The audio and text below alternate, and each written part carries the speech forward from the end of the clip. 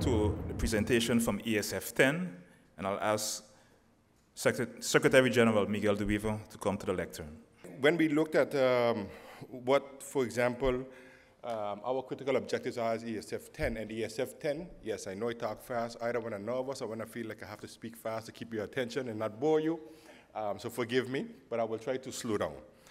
ESF 10, officials' responsibility as it relates to EOC is harbor, airport, and hotel activities.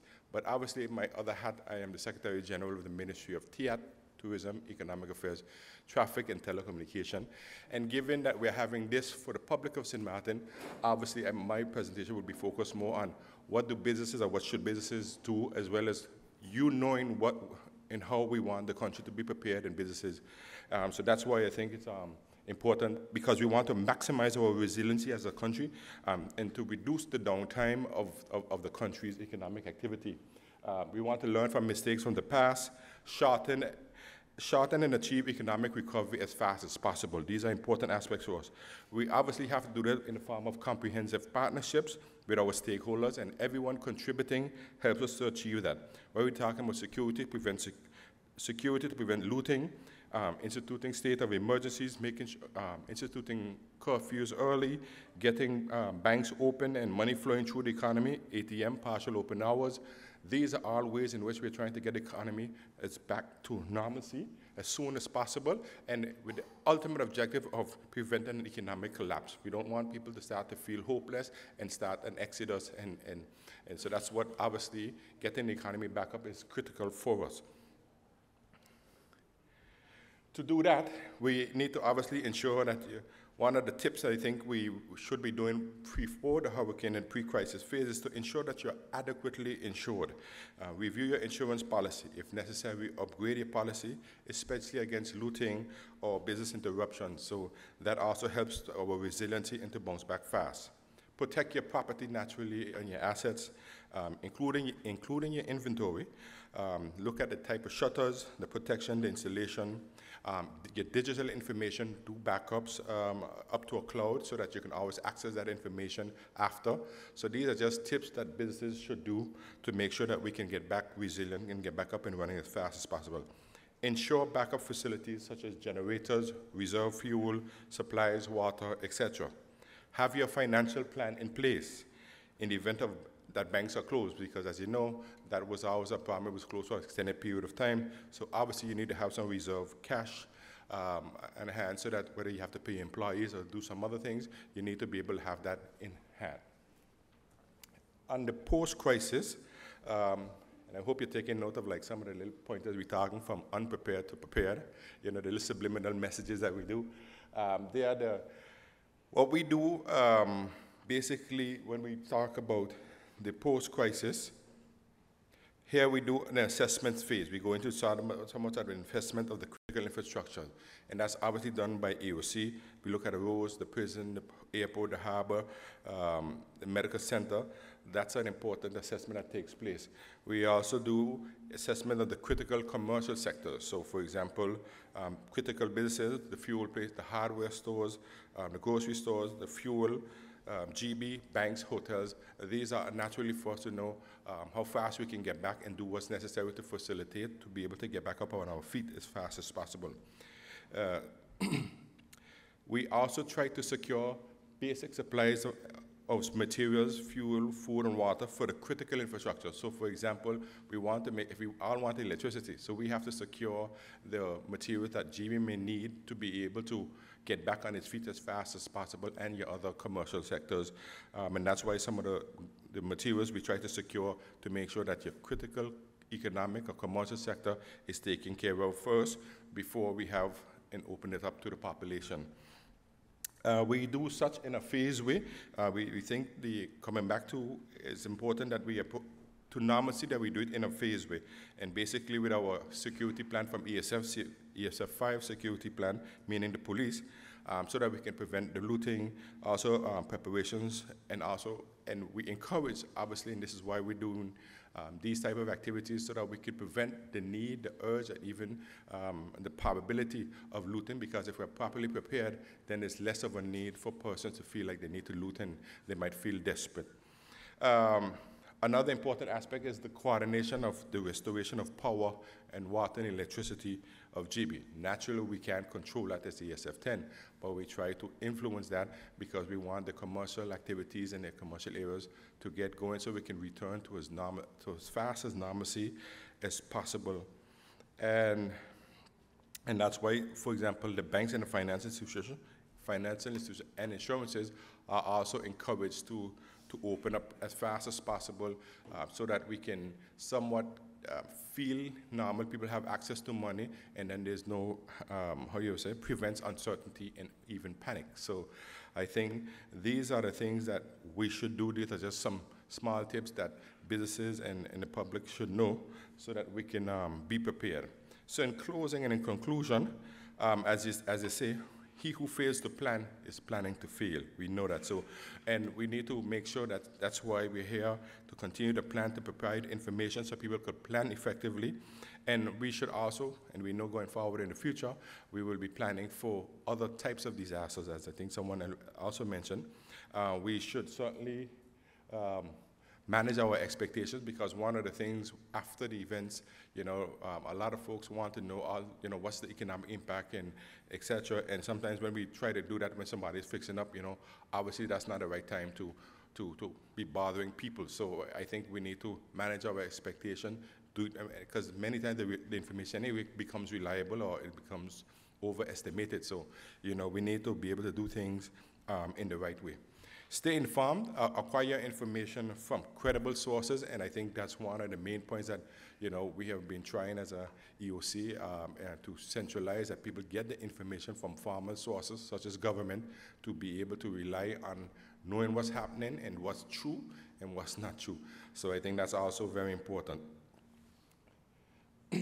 Another important aspect is the closing of businesses timely. I think these are things we need to certainly consider, because obviously our employees have to make their own preparation. There are a lot of people in different types of circumstances, some still living without roofs, and under tarpaulins, they have kids, so their circumstances is extremely important, and sometimes people have to take time to prepare, and they have to be able to have time off of work to be able to go and prepare the house. But that's still at the last minute, and what you want is that people already do this, and because of these things that we're doing, that they take more measures to prevent to prepare for the hurricane. We don't have to do things at the last minute. And your employees is very important, and that's why this is a perfect lead into one of the parts that I'm very passionate about, and I think providing your employees with some type of mental health and how to manage the stress for the hurricane. And I think APAP is going to touch into that, and because I think from our economy based on tourism, if our employees and our people aren't feeling and can't manage the stress, and they are dealing with tourists on a daily basis, we don't want the tourists to have a negative experience because of their individual circumstances. So the more we are able to teach them how to deal with situation and them to recognize that it is normal, a part of the process, I think we will be in a better position. So I hope I've kept it very short, but that's my presentation. Mr. De Wever has informed me that that presentation is also in collaboration with the St. Martin Chamber of Commerce. Thank you again, Mr. De Wever. We now move on to managing hurricane stress, and I'd like to call to the lectern Ms. Caroline Van Oost and Susan Gruiters from the Association of Psychologists and Allied Professionals, APAP. My name is Caroline, and this is... My name is Sanne Gruiters. And we are very grateful to be invited to talk here about hurricane stress.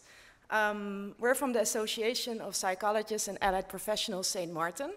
And in 2016, we were established, but shortly after the hurricane, we came together and thought, hey, we should ask for more information or provide more information about this topic. And this is one of the PSAs that we created shortly, but is still needed to be heard. But it's an interesting thing that actually hurricane stress became a known word, a known something that before the hurricane, we didn't even talk about that. Shortly after the hurricane, now I have a little bit of stage stress, by the way, but shortly after the hurricane, I started also to talk about the hurricane brain. And that is something that most people also identified themselves with, like, hey, my brain is very chaotic, and that was because of all the stress that we went through. And that could also sometimes be triggered now when a hurricane is, well, alarm is set up, or like a few weeks ago, I think some people already experienced like, hey, I feel the stress again. And it could be triggered. So it's good to prepare on that level. We are going to try to be as short as possible too. One question, how are you all doing? Okay, so now I know how you're all doing? I don't know. How often do we ask ourselves that question? How often do you ask your family, your friends, your neighbors, people on the street, tourists? Because we are a friendly island. But then what do we know? What answer do you get? We're good. Not too bad. Okay. But do you really know how the other person is feeling? Do you know how you are feeling today, tomorrow, when you wake up? How do you know? How can you feel in your body? What does your body tell you? Some people, when they experience stress, they suffer headaches, stomach aches, and they visit their family doctor. I don't know, maybe you eat something wrong, or what could be the case? Maybe you just don't feel well. Maybe you're just too busy. Maybe you're suffering stress. The importance is that in preparing for the hurricane season, but not only hurricane season, I think it's important to do in life, is to learn to signal stress before it's becoming too big and you can't handle it anymore. Learn to signal it within yourself, but also important people around you. When we ask ourselves or the other person, how are you doing? Is that a question to ask? Maybe we can ask some more. Like, what did you do today? And how did you experience that? Was it something you thought about yesterday or maybe weeks before? How did this day make you feel at work? There's so many questions to ask. What does your child need? What does your child want to do when it's feeling stressed? It wants to play outside. What is it like to play outside? Just be outside? And what are the parents doing? Are the parents sitting inside, playing on their cell phone, internet, social media? Do we really look at each other how we feel? I think those are questions we would like you to ask yourself when you are sitting here in the audience, but also when you go home, and have that chat together. When you're having dinner, what do you talk about? About the weather? Or maybe some deeper questions. And there are a lot of questions you can ask each other. So talk about feelings. In our work as psychologists, I think I can talk for my colleagues as well. We see a lot of children, but adult people as well, who have a difficulty to talk about feelings. They're not used to it. And I think we'll have to make a change in that. So by creating awareness, we would like you to stop and sit and think about this. About feelings, how do you listen to each other and care about each other? Thank you to APAP for that presentation. It was some time for self-reflection. I don't know how many of you felt that in the room, but that's why they are psychologists, I think they... Okay, we now move on to Too Cool to Loot campaign, UNICEF and the Ministry of Education, Culture, Youth and Sports, in the persons of Elmora Aventurin Pantaflet and Suzette Moses. Good morning. My name is Elmora Aventurin Pantaflet, and I'm from the Ministry of Education, Culture, Youth and Sports. Hi, good morning. I'm Suzette Moses Burton. I'm the Community Mobilizer with UNICEF. This morning, we are here with a Too Cool to Loot campaign, but we are going to use the opportunity to give you some more information as to what UNICEF is partnering with the Ministry of Education, Culture, Youth and Sports and the Ministry of Justice. So we will give you a preview on that, as well as our Too Cool to Loot campaign. UNICEF the Netherlands was invited to St. Martin right after Hurricane Irma to assist us in doing assessments of our schools and our youth, to focus on the well-being of our youth. And from that, a report was written, and UNICEF gave us some recommendations, and Suzette will now give you a little rundown of those programs. So coming out of the assessment, UNICEF was then able to mobilize funding from the Dutch Red Cross, as well as the Ministerie Binnenlandse Zaken, Ministry of Interior Affairs in Holland, to conduct a number of early recovery activities, which included doing safety trainings and developing safety plans with schools, daycare centers, after-school programs, foster care homes, sports organizations, and community councils. That was one set of activities. We also did some activities to address providing psychosocial support for children through our training, our Return to Happiness program. And we trained a number of teachers, over 100 teachers from all of the schools, as well as teachers from daycare centers, and persons from community councils and after-school programs. Two other items, we're also providing support for the rebuilding of after-school programs through the purchasing of toys and games and sports equipment and some musical equipment to after-school programs.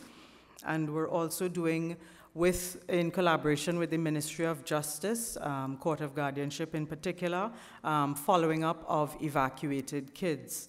And the last activity that we're conducting as part of the early recovery program is our anti-looting campaign targeted to kids and young people. And I'm going to ask Elmora to provide a bit more information on that as we close. Yes, in the process of implementing our Too Cool to Loot campaign, we've learned to piggyback on other activities instead of coming up with and spending money on extra activities. We've partnered thus far with the Survivors Club, with the balloon jump up. We had in the Youth Extravaganza, we had programs there. We also did consultations with a lot of the youth organizations as what do they think would, to reach their peers. We had a logo competition, and you will see our logo, and it was won, the design was won by a student at the Charlotte Brooke Children's Academy, Miss Soshi. It's a real beautiful logo, and it really depicts what we want to say. We had radio programs, TV programs. We just concluded with the summer vacation programs where we went in and we discussed with the children about the Too Cool to Loot. And one of the things that came back is that we've been getting positive feedback on our campaign, but we've also gotten constructive criticism. You would notice I say constructive, because some would say, why are you doing that? Because when the hurricane hit, you will still see people in the Too Cool to Loot campaign, t-shirts looting. We said, no, we are trying to combat that behavior. So we are channeling our campaign through the children and the youth so that they too can influence the peers around them. Here we have our young man, Mario, and he's wearing our Too Cool to Loot t-shirt. We hope to have some more paraphernalia out there, more radio programs. So we want for you to also decide to influence those around you that you are too cool to loot and you don't have no time for that. Let's hear it. We are? No. We are too cool to loot. We don't have any time for that. Okay? So one of the things that we did for the occasion of this Hurricane Expo, because it's important for us to have kids involved in the process of preparation and to also ensure that when we are preparing as adults, that we take into consideration the needs of our children before, during, and after. So we've produced for kids between the ages of 5 to 12, a little hurricane kit, their own personal hurricane kit. So it opens up, and we have their little Cool Kid kit in here, and then it hangs around their neck. And in this kit, we have important information about the children, their parents' names, contact information, etc. We also have the listing of all emergency numbers, so kids can be involved in helping to remind you, the adults, us as families, how to be prepared. We have the list of shelters as well. And then on the 2 center pages, we have their own personal Cool Kid checklist. So things that they have to, I have to take my glasses off to read, that they have to ensure that they have in their kit. So first and foremost, their little hurricane kit, a copy of their passport, their favorite toy, a coloring book and some crayons, a game or a toy, their blanket, a picture of their family, and if they have pets, also a picture of their pet, and any medication if they take medication. So they are involved also in the participation and in the preparation before the hurricane. And then this page has all of the information about what they need to do and how they can be prepared and help you to prepare before, during, and after. During, stay away from windows, doors, glass, etc. And then we have a little coloring page so that during the hurricane, or if they're in the shelter, they can also occupy themselves, gainfully. So we have these available at the desks, and they were actually originally intended, we were planning to give them to win them. So we have a little quiz. So if there are kids here, it's a short quiz, it's really easy, trust me, they're guaranteed to win, and they're gonna be able to win their own little hurricane preparedness kit. It is important that we are prepared before a hurricane hits. So one of those things is that we've linked preparedness to anti-looting. If you are prepared, you have no reason to go out and take what is not yours. So our children, we want for them from now to learn that proper behavior and that they will influence those around them. So we are definitely too cool to loot. We have no time for that because we were prepared before the storm hit St. Martin. Thank you. We now go over to the Red Cross, who will present basic life-saving techniques. Welcome the Red Cross to the lectern. Good morning. My name is Ms. Corrina Isaac. I am the volunteer coordinator at Red Cross St. Martin. Hi, and good morning. My name is Elroy Hughes. I'm one of the instructors at the Red Cross St. Martin. At the back, we have our shelter team that is from Red Cross. Also, they're here, and we have our other volunteers at the back. And I just want to say our presentation won't be long because we love to do. So when we are through with all the talking and everything, you can come to the back by our booth, and we will give you some demonstrations on basic life-saving strategies. All right? We are Red Cross St. Martin, an overseas branch of the Netherlands Red Cross for the past 42 years. Can you believe that? Red Cross is in St. Martin for 42 years. All right. Since Irma disaster, we are building capacity internally, so we are always looking for volunteers. We are focusing on working, sorry, I have to do like her, take off my glasses. We are focusing on working closely with the community in order to build resilience. Forthcoming, we will be working hard integrating that community strength is important, and I stress on the word important. Community strength is important. Therefore, we will be helping you to help yourself. Of course, at Red Cross St. Martin, we live by our fundamental principles and our 7 fundamental principles. Of course, we have humanity, and that is protecting life and health. So, of course, that's why we are always into first aid training and always giving you ways that you can have basic first aid in case of a disaster. We have impartiality. That means we do not discriminate. So anyone can come and become a volunteer. We do not discriminate. We have, of course, independence, where we can be independent, auxiliary to public authorities, not letting political, economic, social, religious, financial, public pressure interfere or dictate our line of action, so we don't get involved. So you can always be a part of Red Cross St. Martin. Of course, there's unity. We are open to everyone. So everyone in this room, once we're done today, you can become a volunteer at Red Cross St. Martin. Of course, we have neutrality and voluntary service. That is our biggest one, and we are universal. One of the things as a Red Cross organization, we focus a lot on emergency. By using our 5 senses, we know what the 5 senses are, right? What are they?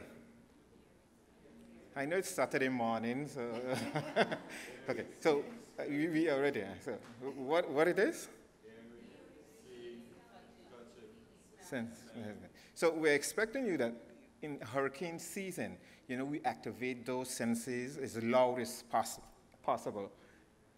So deciding to help is also one of the things that we have to pay attention to, and using those senses. Am I going to help somebody when it comes to an emergency? Do I feel that I can help that person? Do I have the confidence to help that person? And those are some of the things as first aiders, as individuals in our community, it is important for us to pay attention to those things, determining whether I am capable of helping that person, and when doing so,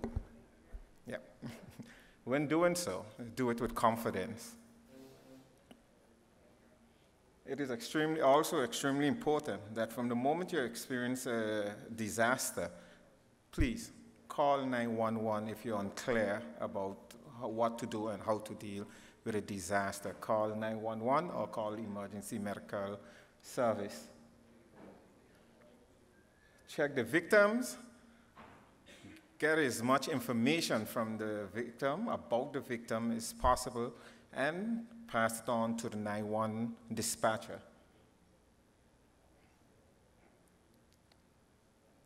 And give care based on your knowledge. When we talk about give care based on your knowledge, there's a lot of persons when becoming first aiders, joining the Red Cross. You know, from the moment you do the basic first aid class, a lot of persons get the impression that, you know what, I am now a doctor. You're not. We only train you to give the basic first aid training, and what we encourage you to do is stick with what you know. Anytime you go beyond what you're trained to give, it can become a problem for you and the organization. So as much as possible, stick within your training. And as Corinne mentioned earlier, in the back we have a table. We will be able to give you a little demonstration of how to deal with the infant when in stress as well as an adult. During the hurricane, it has been stressed over the last presentations before the Red Cross, the importance of having safe locations within your home. Always have an evacuation route for you and your family. And if you're staying by friends and family, encourage them to have evacuation routes prepared.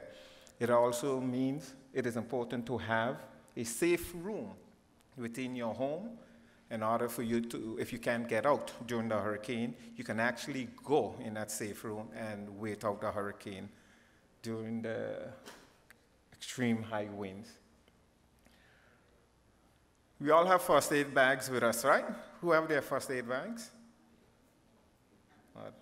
Then we need to do some work. There's only about 4 persons actually put up their hand in the crowd, so we need to do some work with that. In the back, when you go in the back by the Red Cross, you'll get a takeaway bag where you have a list of the items that you would need in preparing a first aid bag. If you still don't understand what's on the list, you can call the Red Cross and we'll give you a clear explanation as to what's in the bag and how you can use the items in the bag. One of the things that is also extremely important when having the bag, having a radio so you can hear what's happening constantly during a disaster. And what is the most important thing for us to do? Always remember, in every emergency, stay. You're really tired, man. Let's go. Let's do this. Let's do this. Ready? In an emergency, the important thing to do is what? Stay calm. All right? Thank you.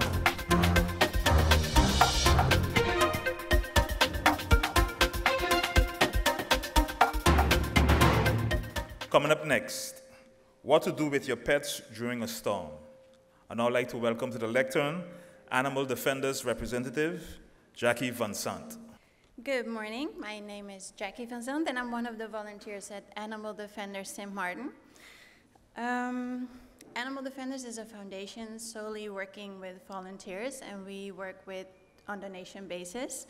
And our main priorities are sterilizing, vaccinating, and aftercare of stray dogs and cats, but also feeding them is one of our daily activities. We have feeding stations all over the Dutch side of the island, and volunteers go there every week to feed, or every day to feed the dogs and cats there.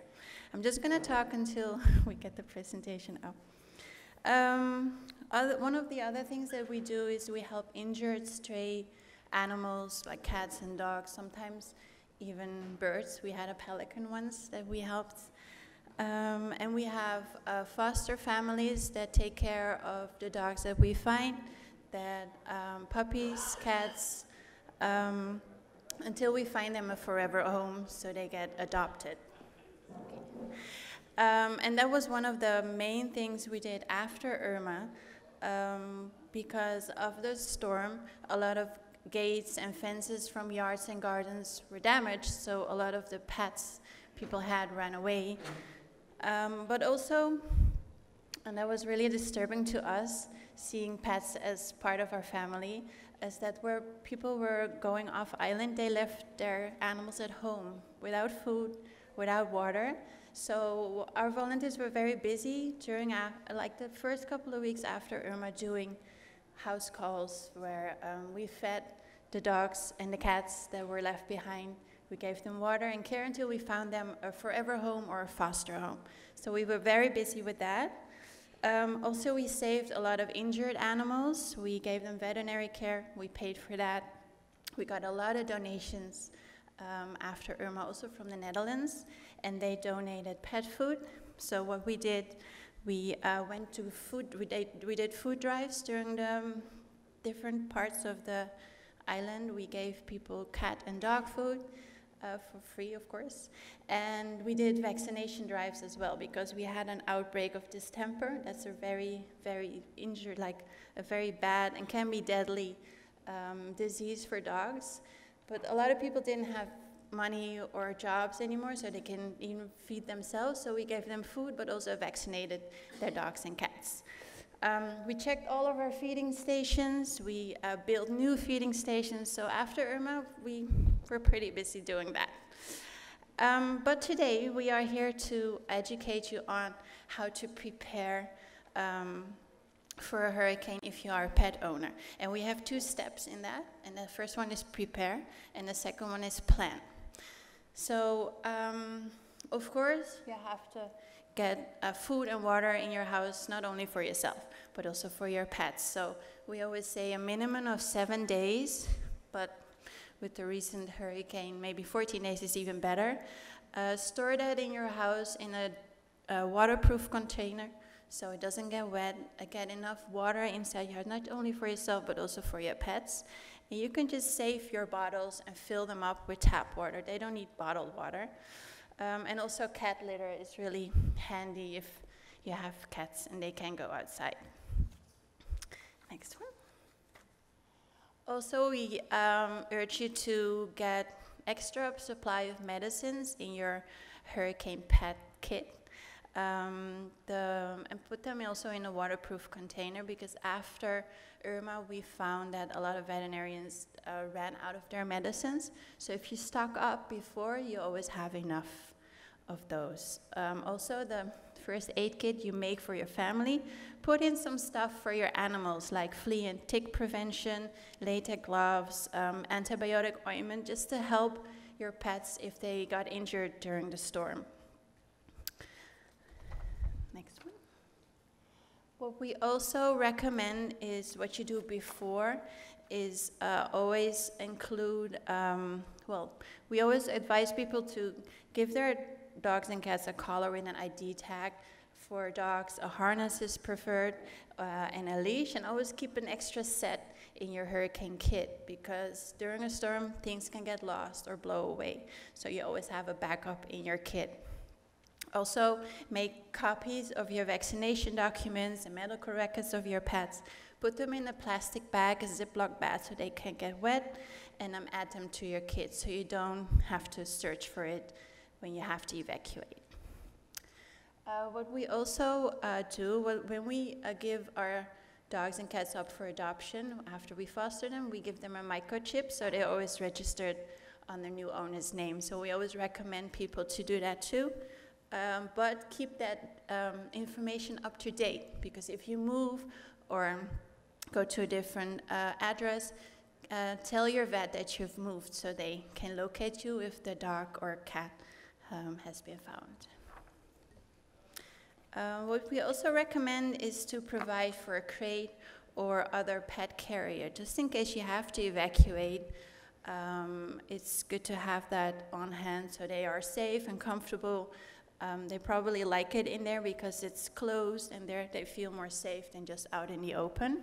And also sanitary stuff, so like plastic trash bags, paper towels, bleach, because your animals have to be inside for a long time, and not all of them are used to that, so they might poop or pee inside. So for hygienic purposes, please put those things in your kit too. What we also recommend is to put a picture of you and your pet together in your kit, because it's always possible that you get separated from your pet.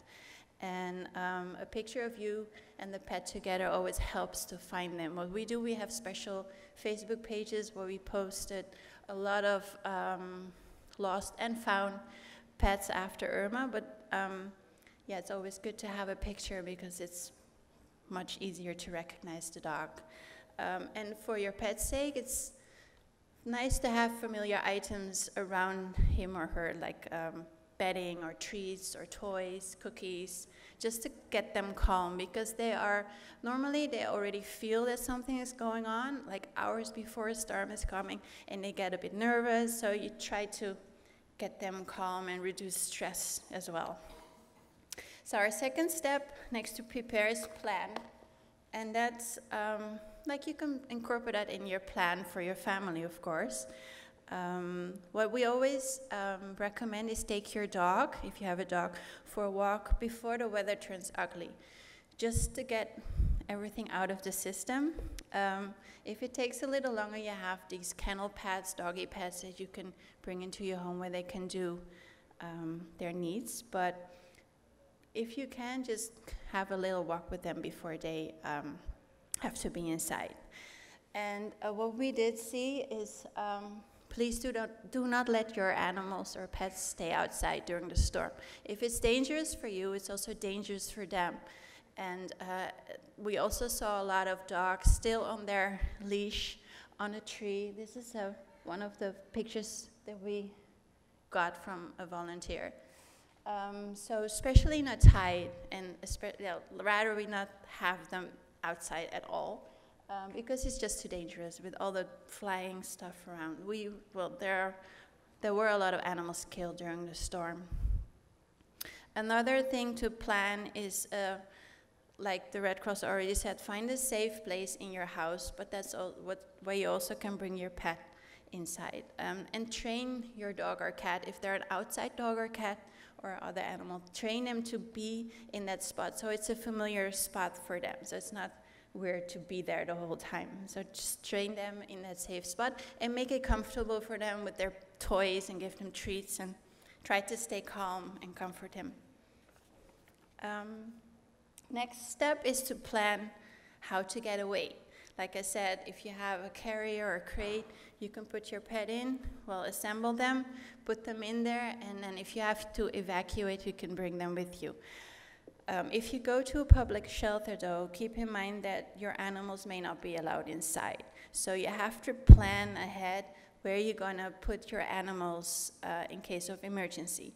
There are some appropriate lodging facilities. There were a couple of lodging facilities before Irma.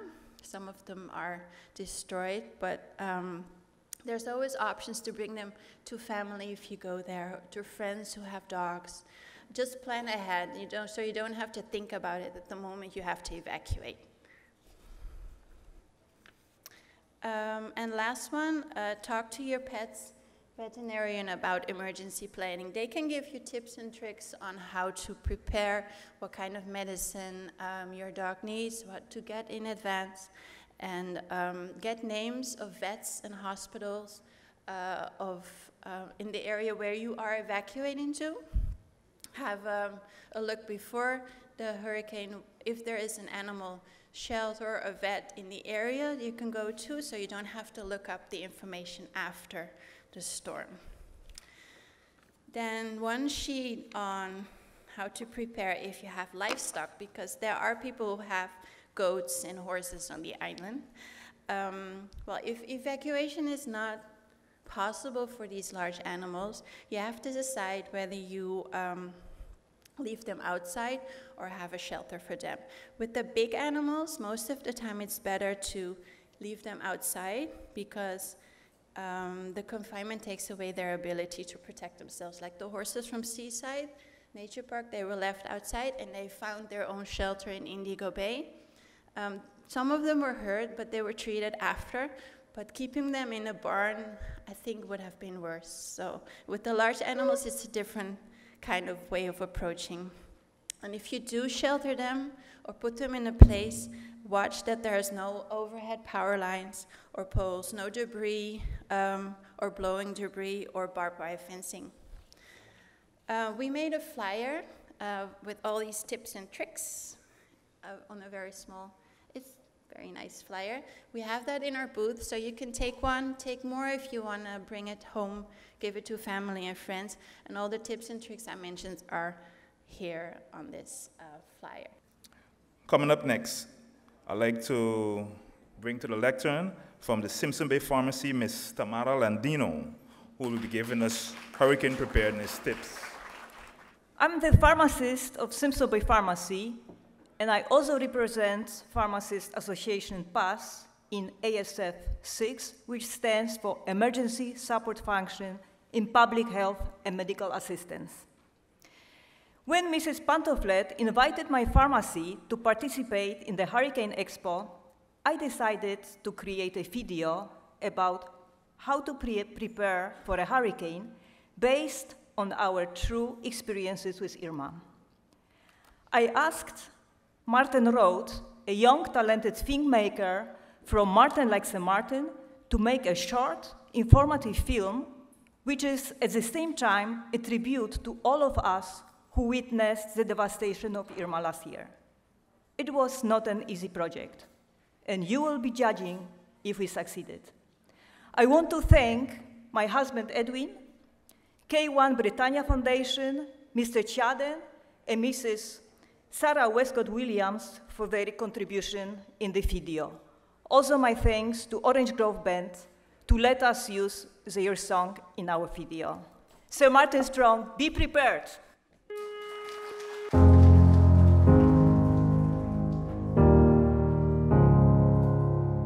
We are St. Martin, we are strong.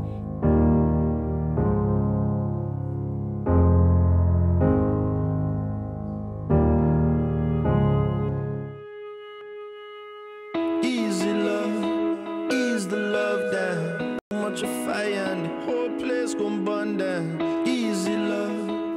After Hurricane Irma, K1 consistently deployed a group of volunteers for weeks to help in the relief efforts.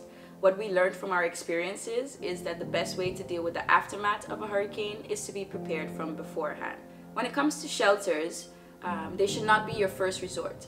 Of course, keep up to date on the government channels to find out about opening times and locations, but you should establish with friends and families for places that you can stay. You might have somebody in your neighborhood who lives very close by who has medical training, so it's better to locate these people beforehand and have a talk with them. What we learned from Irma is that our greatest resource is each other.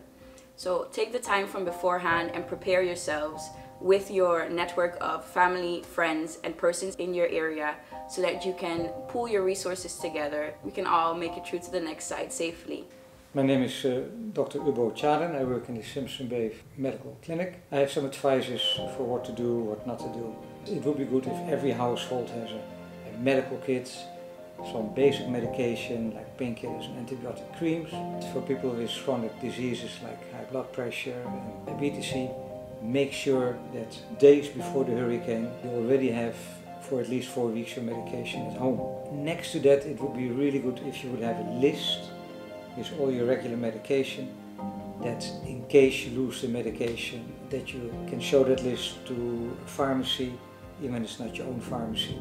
Injuries that we see after the hurricane is injuries that are sustained not because of the hurricane, but after leaving your house after the hurricane, by stepping in debris, in nails. So be very careful after the hurricane. If you happen to have small wounds, you don't have to run to the emergency room because they will be very busy with more serious patients.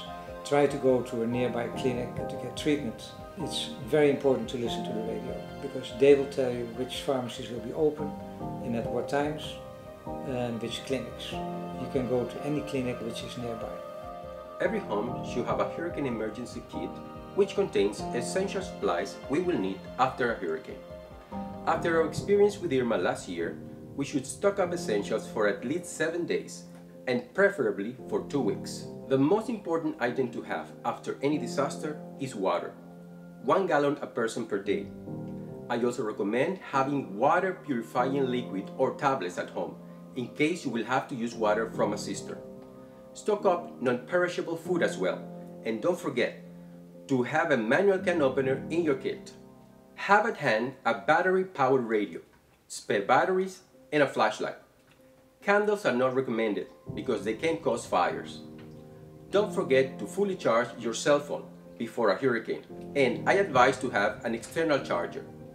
Include a whistle as well in your kit in case your home collapses and you need to get help from outside. An updated first aid kit is a must. Pharmacies on St. Martin have many different first aid kits available, and your pharmacist can advise you which kit is the best for you and your family. Before a hurricane, get your chronic medication for at least 4 weeks. Hygiene is very important after a disaster to prevent infections and food poisoning. Stock up moist wipes and hand sanitizer as well. You should put the most important items in a waterproof plastic bag to grab it in case you have to evacuate. The go bag should have the following items in it: a flashlight, your chronic medication, health insurance cards, copies of important documents, list of important addresses and telephone numbers, such as the pharmacies, physicians, emergency numbers, shelters. Cash. Don't forget that banks and ATMs will not be operational. And last but not least, don't forget to stock up water, food, and medication for your pets. Hi, I'm Sarah. I hope that the information provided will be helpful because after all, it's only about making sure that we are prepared together, that as a community, we are determined to overcome any eventuality that comes in our way because we are St. Martin, we are strong, and anything that happens, we will bounce back even stronger than before. St. Martin strong.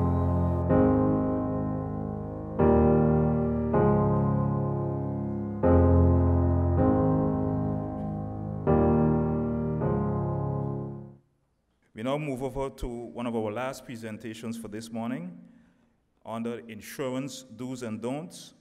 I'd like to welcome to the lectern our first presenter, From Nagico Insurance's the CEO, Mr. Dwayne Elgin. Good morning, everyone. I'd like to thank the organizers for allowing us this opportunity to present today.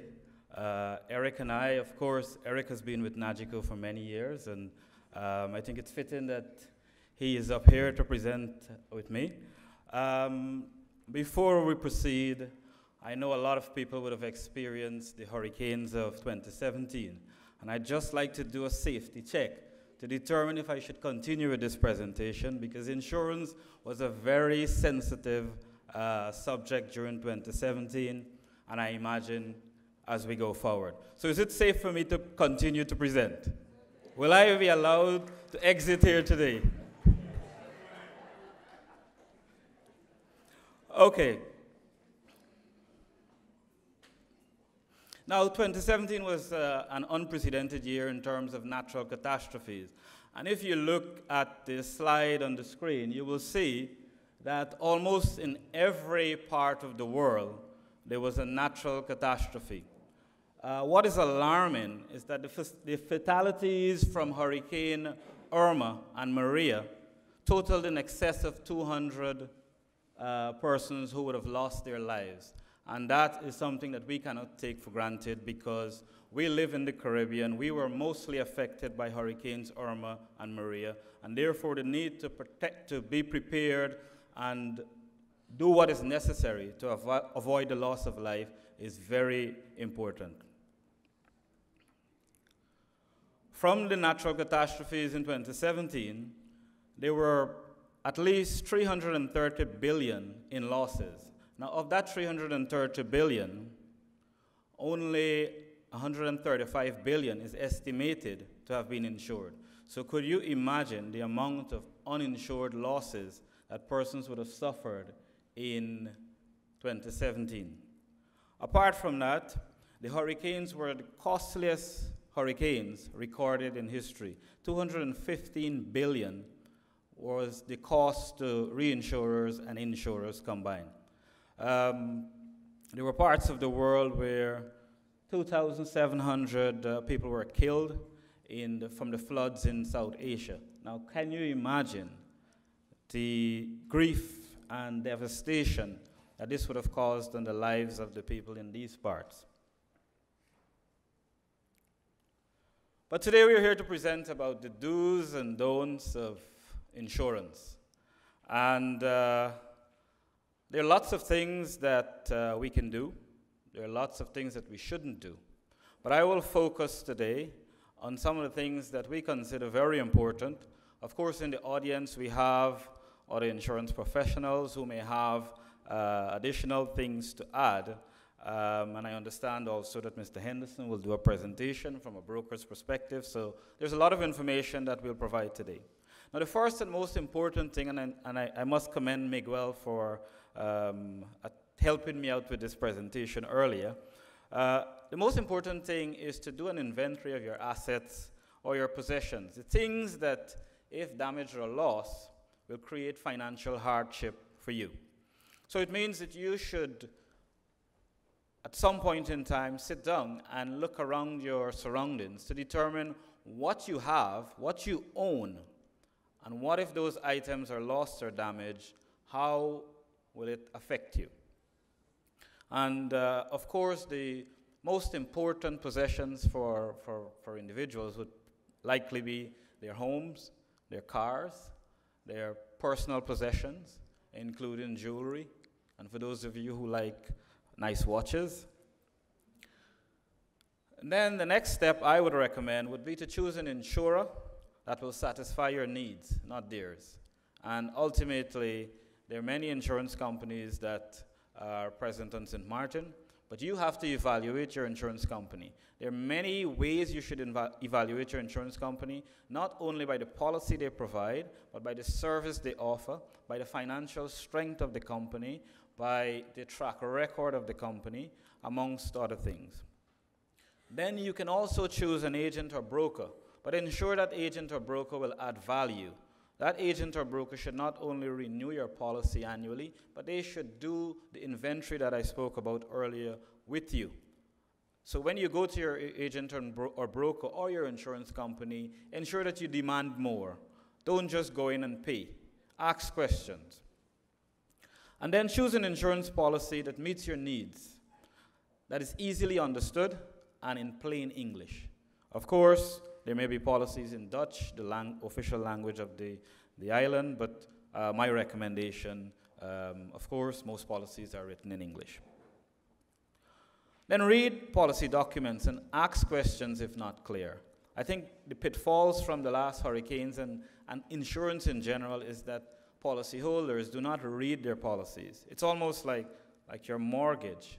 I'm not sure if we were to do a poll in here, we'll find that many people have read their mortgage deeds or their insurance policies. It is very simple, and where there is doubt, you have your insurance company or your insurance agent or broker to clarify things that might be difficult to understand, or as some people say, the fine print. Important, establish the reconstruction value of the house or the building which you wish to insure. And you can do this by consulting a real estate appraiser, and there are many on St. Martin who I'm sure we're all very familiar with. You can also let your insurance broker or your insurance company explain the difference between reconstruction value, replacement value, market value, actual cash value, and all those terms that whenever you have a claim, you're confronted with. So it's important that you get your property appraised, but understand what it is that you need to insure for. Generally, it is the reconstruction value. So that should be the most important thing. On most property appraisals, you'll find market value, auction value, and reconstruction value. You need to insure for the reconstruction value because that excludes the land and other items that are not considered for insurance purposes. Then you should revisit or review your values or your sum insured annually. So every time you are about to renew your policy, whether it's on a yearly basis, most policies renew on a yearly basis, ensure that you revisit the values because you may have had a contractor come and do some work. You may have added a room or a porch or something, and therefore your value would naturally increase by the amount you would have spent to do that addition or refurbishment or renovation or whatever it is that you do.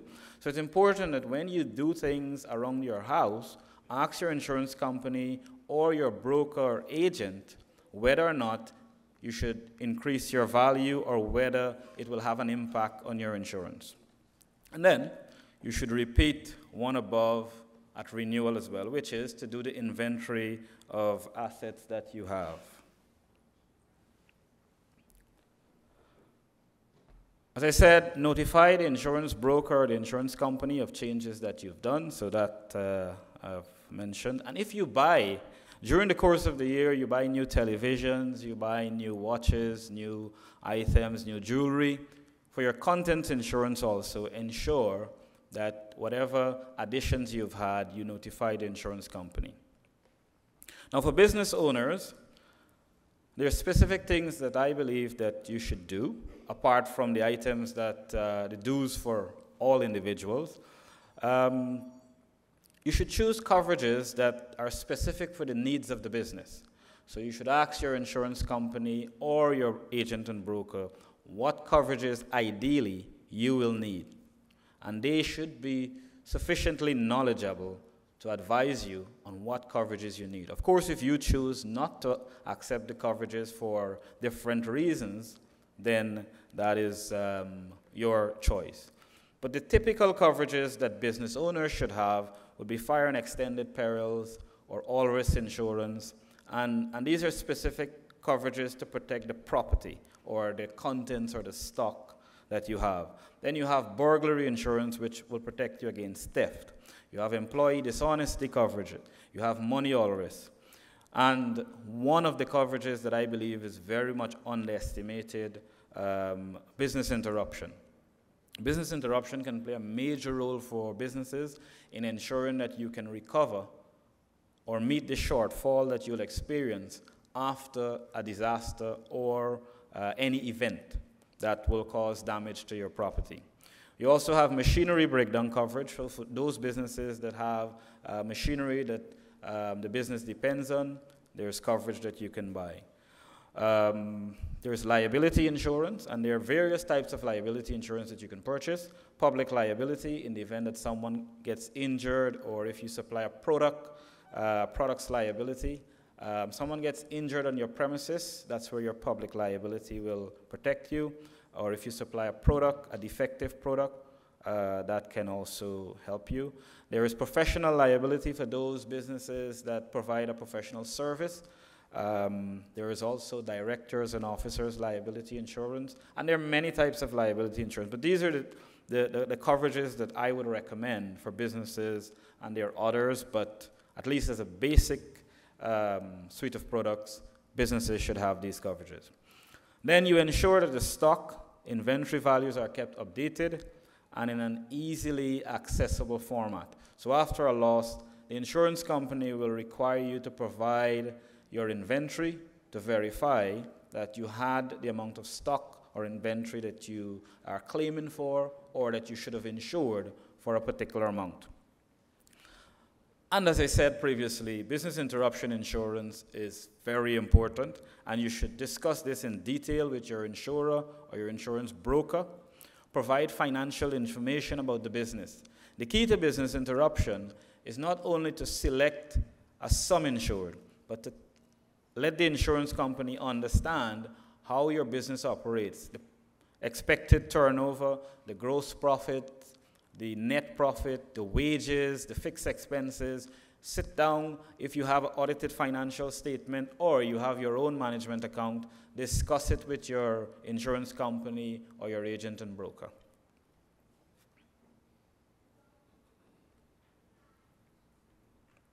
And then the don'ts.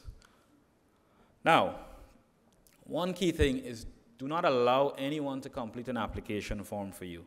If you have delegated or given someone power of attorney to do this, or your agent and broker, ensure that you read that application or proposal form in detail.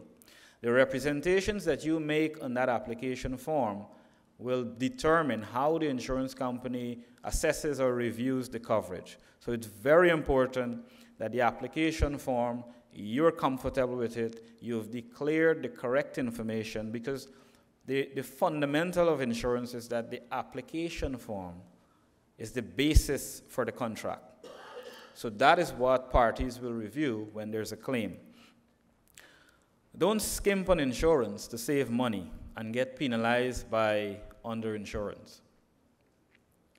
Again, there are ways that in the past, perhaps persons have insured for an amount that's less than what they should be insured for, and they save money, but in the end, when there's a claim, you can be found to be penny wise and pound foolish. So I would suggest to you that you ensure that you avoid underinsurance. Of course, in the do's, it was mentioned. Don't conceal, misstate, or misrepresent information to the insurer or your broker. It can render your policy void. So if there's anything, any material information that you should tell us, and again, you know more about your risks than the insurance company or your insurance broker. Therefore, you need to tell the insurance company or the broker everything that you believe they should know, everything that you know about the risk. And this will ensure when there's a claim, if you fail to mention something that the insurance company considers material, the insurance company can deny your claim. Another important don't is don't expect coverage when a storm has been formed or named. Insurance companies will not accept renewals, generally, or new business policies when a storm has been named or a storm has formed. So it's what the insurance companies call adverse selection, so you avoid that. Ensure that you renew your policy in a timely manner, or you insure your property in a timely manner. And then Eric, can you come and... Eric has been our claims director for many years, so he will speak about this.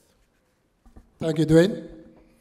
We recognize that there's a cook-off in a few minutes, so we will try and be as brief as possible with the do's and don'ts after a storm. Avoid late notification.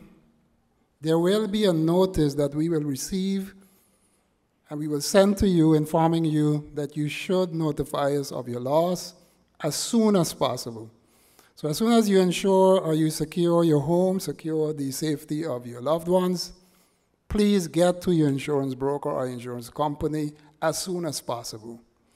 It's not necessary to wait until you have an estimate of your damages. Visit us and notify us that you had a loss.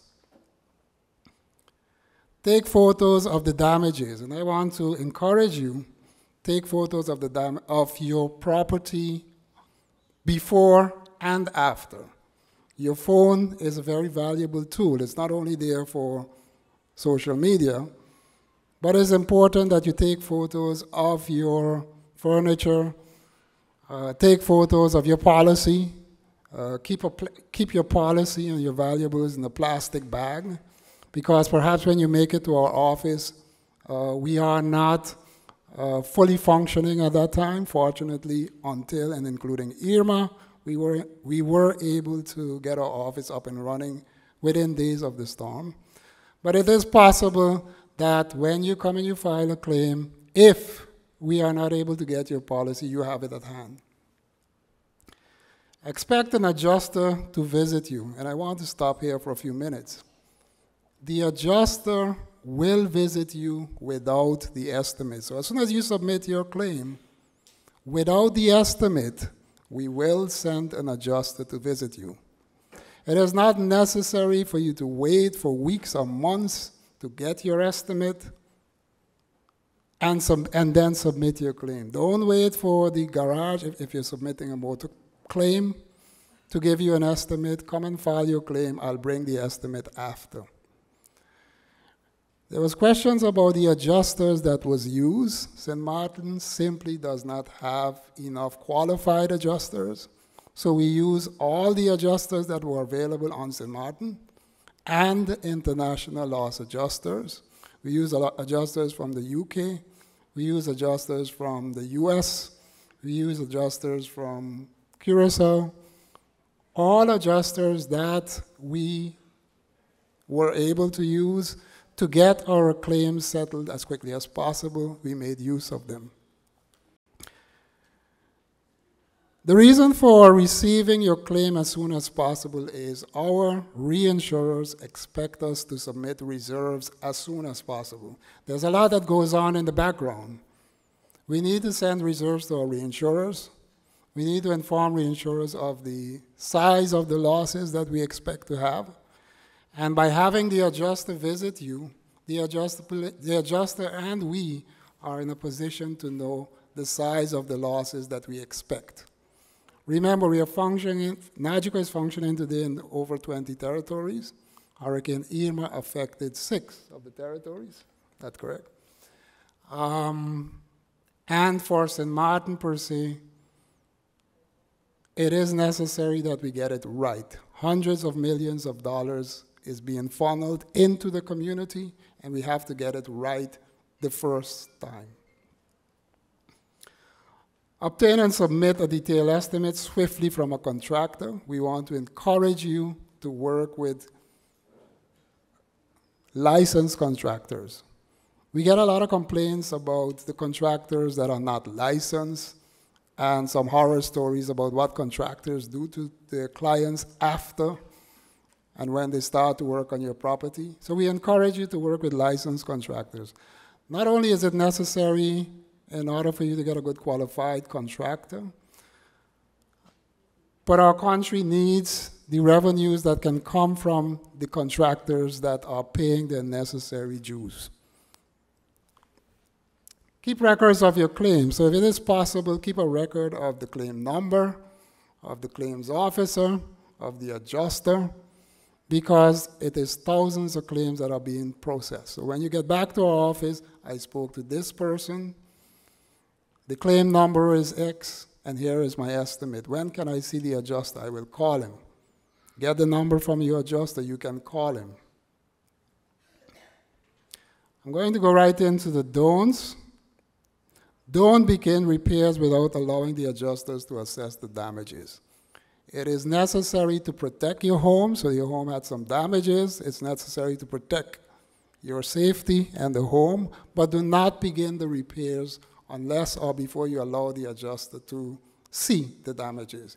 He will inform you as soon as he's done. You may proceed, and that's it, usually within 1 day's visit. He will inform us of the claim. We will get back to you and discuss settlement of your claim. And that process should not take too long. Of course, we hope that in a catastrophe like Irma, it can take within a week or two. But with a catastrophe like Irma and thousands of claims, it has taken a little longer. Submit lump sum estimates. It's fine, you can submit a lump sum estimate. We will get it right. The adjuster have rates that he will work with. Don't submit lump sum estimates, meaning submit items that are not insured, submit items that were not even there. The adjuster will get it right, and we will sit with you when we do and inform you what is excluded, what is covered, and what is not covered.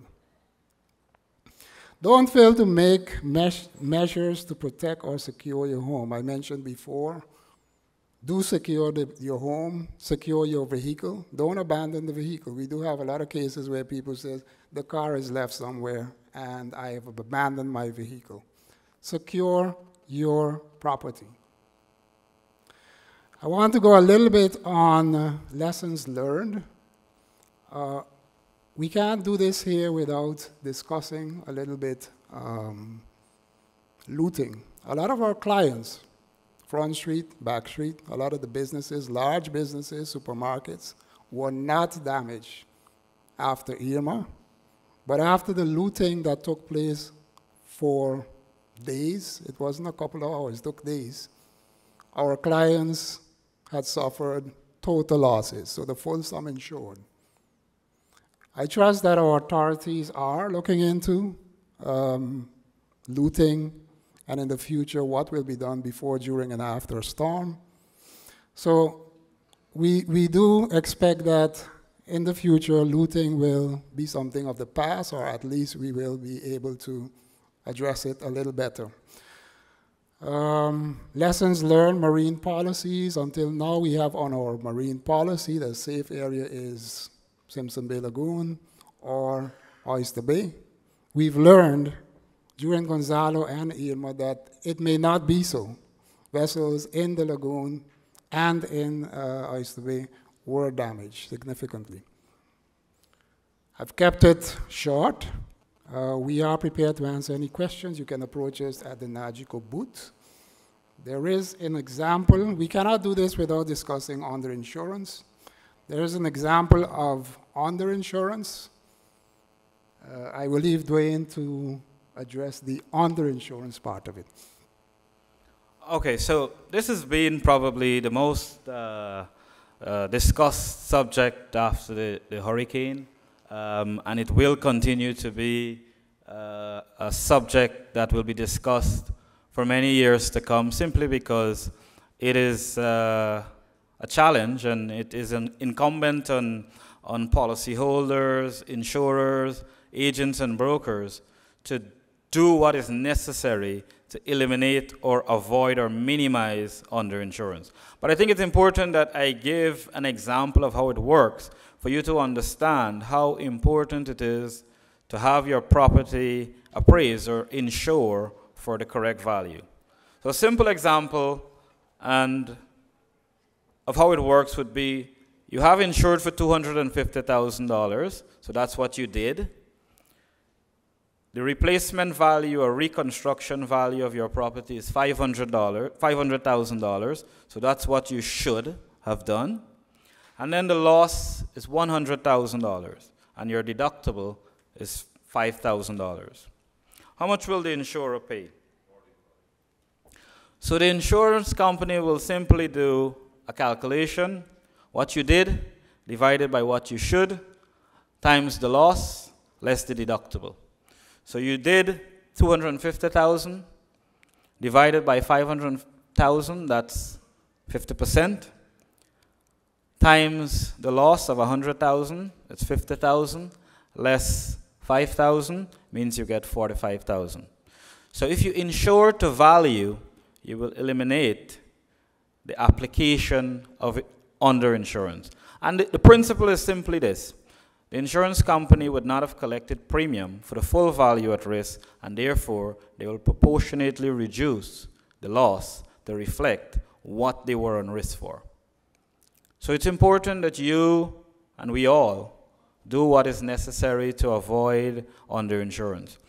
The insurance industry will do its part, but ultimately we cannot force individuals to insure for their correct value. It is you, the responsibility is yours, and I hope that we will do our part to educate and inform and improve on what we did in the past, but ultimately policyholders need to take up their responsibility. Of course, Eric mentioned that we will have a booth at the back that you can get more information. Ladies and gentlemen, thank you for your time, and I hope that you were informed and that we will avoid some of the pitfalls of 2017 going forward. Thank you. Thank you, Mr. Ellis and Mr. Elgin.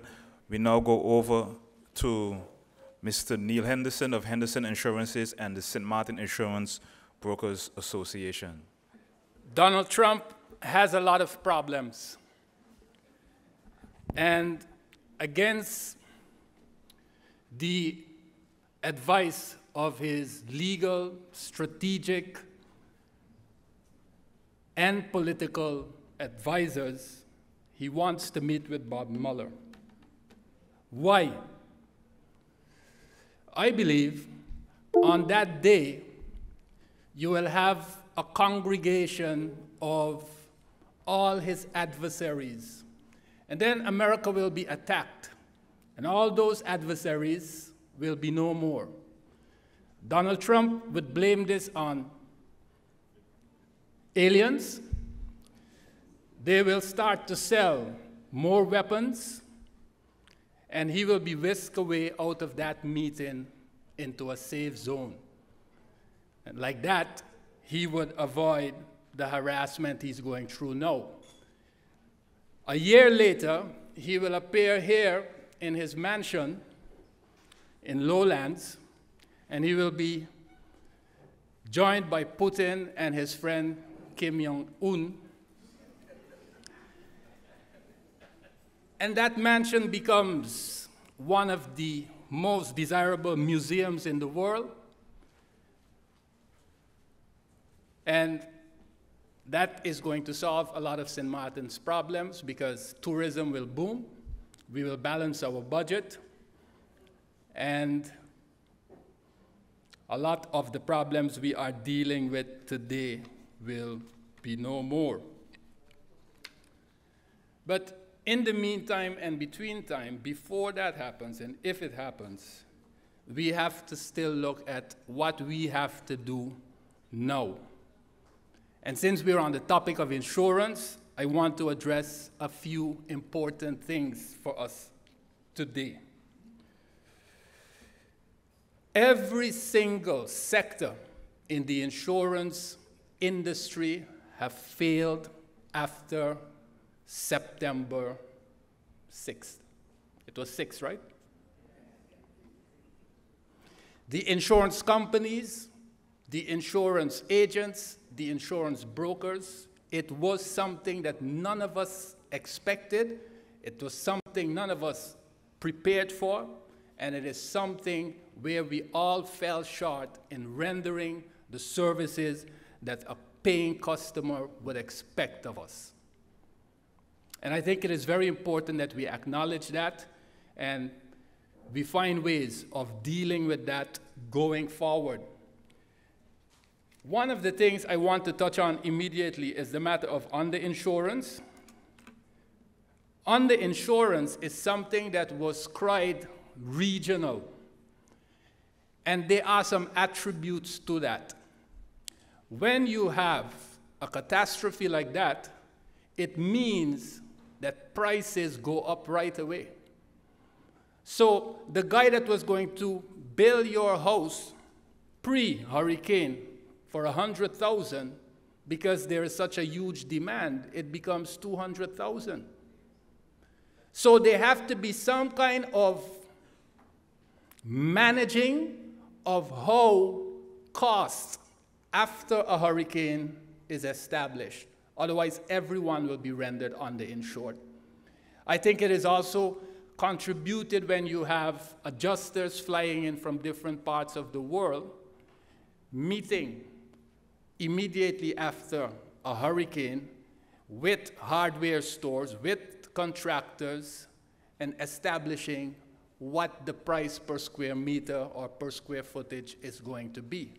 If that is applied to your policy immediately after a hurricane, then yes, everyone would be rendered underinsured. So that was something that was discussed in the sector, and with the cooperation of the central bank, we will have a meeting at some point where we will discuss those things and try to bring some kind of fair play towards the customer. When you're insuring a property, there are three possibilities in which that property can be insured. And it is established by law. You have Article 270, 271, and 272 of the Code of Commerce. And that establishes whether you can do an open policy, which is you just establishing, I feel my house can be rebuilt for $100,000, so I insure it for $100,000. What the insurance company does then is they just come and look at if it is a risk they are willing to accept. And that process is simply whether the home is built out of concrete, wood, zinc roof, etc., if it is approved by GEBE, if it is close to the sea, if it is in a gated community, or whether it is in an industrial area. Once the risk is acceptable to the insurance company, they will underwrite the risk. Underwriting the risk means this risk for us is okay, so we put our signature to it. The second aspect of insuring would be the so-called appraised value.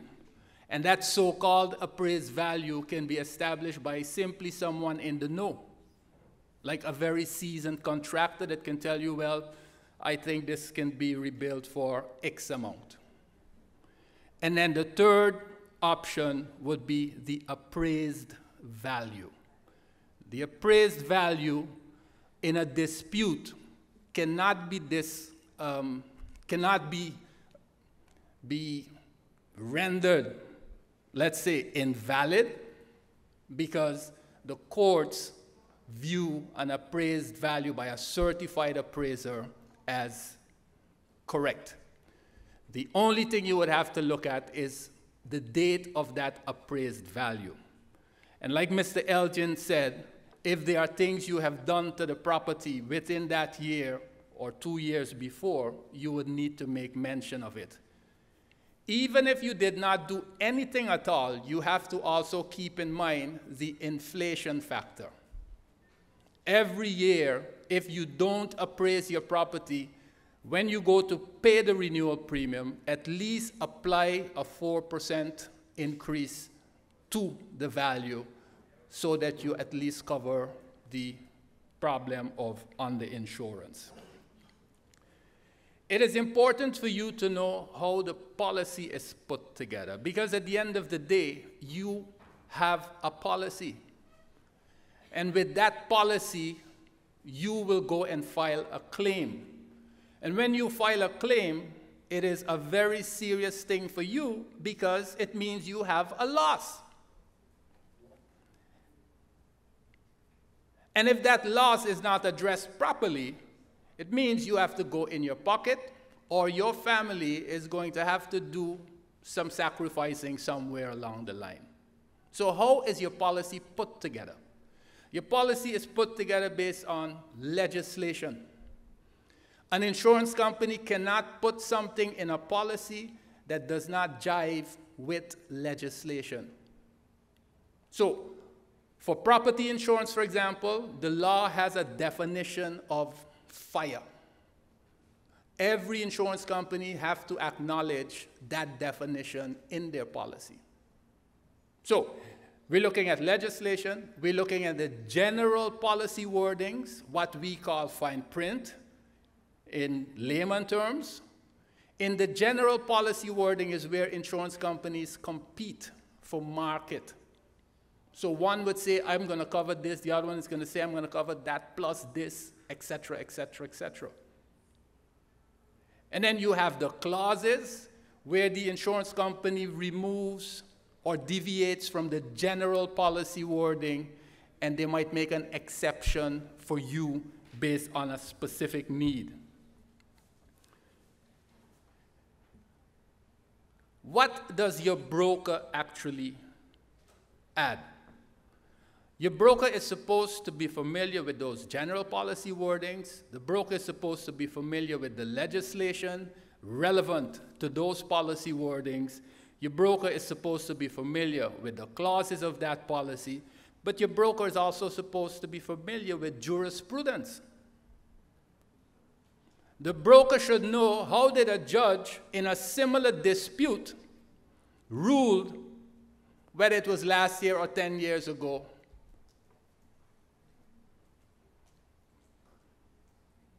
And sometimes the broker can simply bring forward to the insurance company, you know, I don't think we should go to court for this item, because if we go to court for this item, this is a jurisprudence, this is how it's going to go. And that saves you a whole lot of problems. The broker is also supposed to be familiar with best practices. How would another insurance company with a similar issue in this market deal with such an issue? And those are all things that are brought forward on your behalf when you file a claim.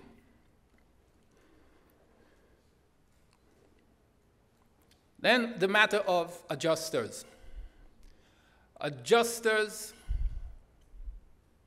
are very, very much needed in the claims process, because adjusters are brought in, as Mr. Elgin explained just now, to assist the insurance companies, because we don't have sufficient adjusters on St. Martin, and you're talking about significant number of claims, and if you don't bring them in, then you will have clients waiting too long for a settlement.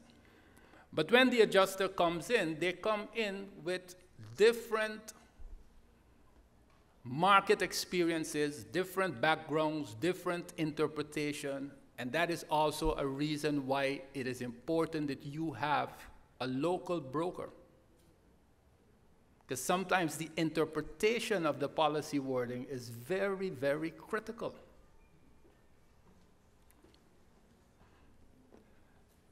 Besides the adjuster, you have what we call a counter adjuster, because one adjuster can say this client should get $50,000. If you're not pleased with that, then you have the possibility of bringing in a counter adjuster. And if that is not good either for the two parties, the insurance company and the client, then you have the possibility of arbitration. That is the process. And after arbitration, if that fails as well, then you go to court. And a judge will rule based on all those things and then finally throw in what he feels to be fair and reasonable. So, I know we are close to lunchtime. I know last night was Friday night, and this is just insurance talk. So I think that leaving from here, one important thing you must be reminded of, that there is true value in selecting a well-informed, dedicated insurance broker, because that adds values to your policy. And with such a broker, it means that after a disaster, you can focus on your core task, whether it is business or your private life, and you allow that insurance broker to deal with your problems with the insurance companies. I thank you.